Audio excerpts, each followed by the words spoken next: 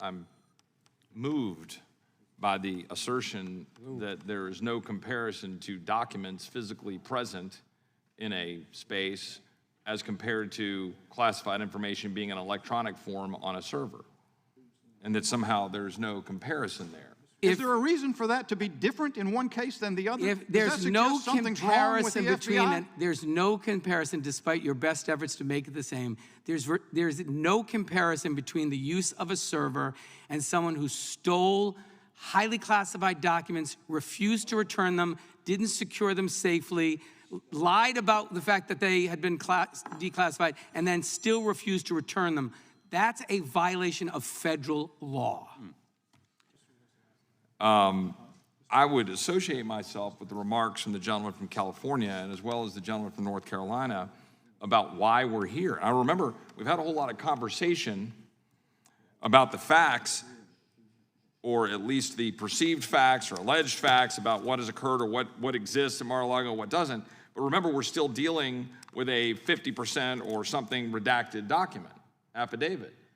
The whole point here is the power of Congress to demand information from the executive branch for us to do our oversight responsibility.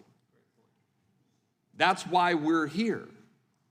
The gentleman from Texas, my friend Mr. Gomer, articulated very well why we should be bound together as members of Article 1 to defend the powers of Article 1 in this context. I ran afoul of a few of my colleagues and the former president when I agreed to a subpoena on the Oversight Committee because I wanted information about where kids were being held after the issues at our southern border. I wanted that information. I'm fairly public about my belief in the need to secure a border for the betterment of Americans and migrants, but I wanted that information. Article 1, primacy. Not supremacy, but it is Article 1. There's a reason I introduced the Article 1 Act with my friend Mike Lee, saying that we should limit executive power and executive emergency power. We should be bound together here in wanting to demand information and be able to get it. And as my friend from California pointed out, the FBI, the power of the FBI can be used and is used often to destroy lives.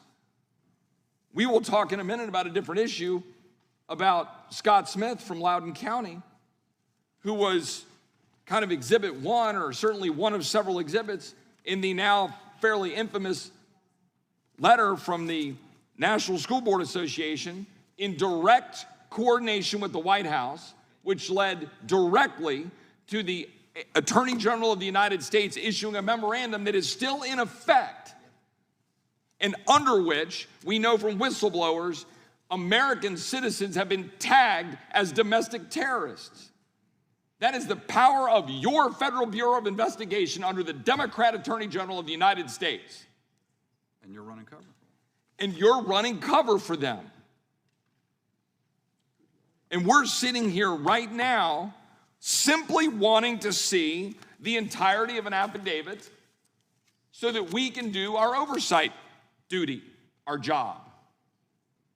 If there's some concern about that not being able to be seen by the public, we can march down to the SCIF right now and go look at the fully unredacted version.